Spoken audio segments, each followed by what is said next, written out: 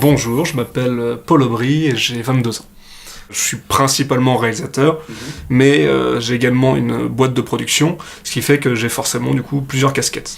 Ma boîte de production, elle s'appelle 235. 235, en fait, c'est un format cinématographique d'image avec les fameuses bandes noires en haut et en bas, en fait, parce que c'est un rapport de 1 par 235.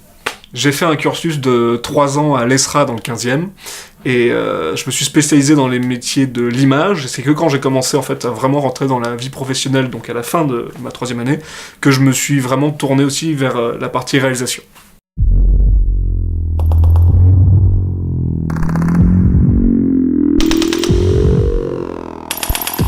Alors le film institutionnel, c'est quelque chose d'assez large finalement. En fait, ce qu'on appelle aujourd'hui le film institutionnel, ça va être la plupart du temps toute la partie communication des entreprises.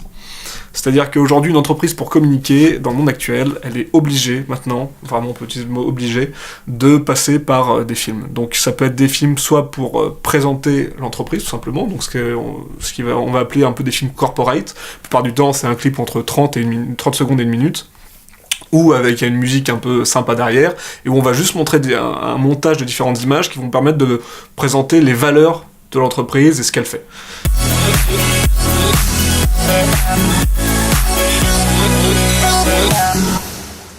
Après, on va avoir des films de présentation de produits, donc là, quelque chose où tout simplement une entreprise sort un produit et on a besoin de la présenter.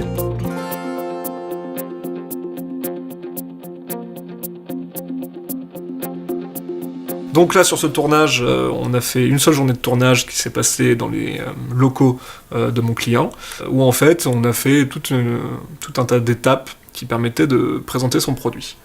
70% du temps, ça va être vraiment des choses très simples, des petites interviews, etc. Et dans ces cas-là, la plupart du temps, il faut être vraiment indépendant et polyvalent, et je travaille tout seul. Et là, j'ai toutes les casquettes différentes de chef réalisateur, chef opérateur, ingénieur de son, etc. Les différentes étapes, ça va commencer par tout simplement un coup de fil ou un mail d'un client qui va me dire, voilà, j'ai un besoin, c'est celui de faire un film. Avant de se mettre d'accord sur un tarif, etc., tout d'abord, je reçois une demande de mon client. Donc là, en l'occurrence, j'ai reçu un storyboard, enfin ce qu'il appelle un storyboard, c'est plus une espèce de découpage du film, où en fait le client me demande précisément quelle est sa vision du film en fait. Ensuite vient le tournage, donc c'est finalement en fait la partie la plus simple. Si on a bien fait sa préparation, en fait, le tournage se passe très très simplement, parce qu'une fois que t'as tout prévu, t'as juste à faire, et si tu travailles avec des gens compétents, généralement il y a vraiment aucun souci.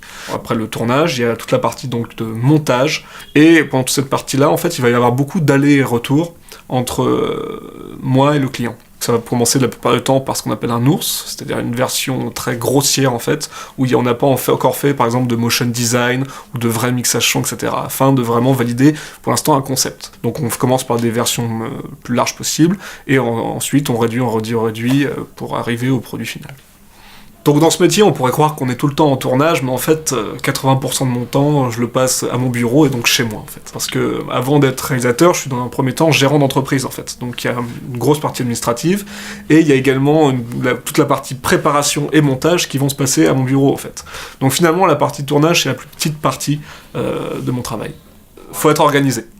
Clairement, faut être hyper organisé, faut aussi bien dans le tournage que dans le montage que dans la préparation, faut pas se dire oui le son c'est bon je l'ai allumé. C'est-à-dire qu'il faut vraiment se dire voilà, j'allume le son, je fais ça, quitte à même parler tout seul ou quoi que ce soit, faut vraiment être hyper méthodique.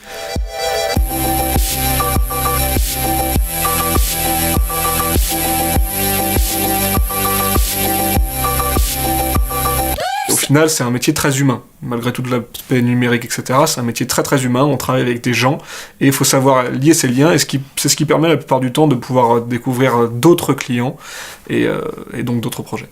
J'ai également des projets de fiction, mais ce sont des choses beaucoup plus lourdes à mettre en place, et je pense que la fiction demande beaucoup plus de travail et d'investissement.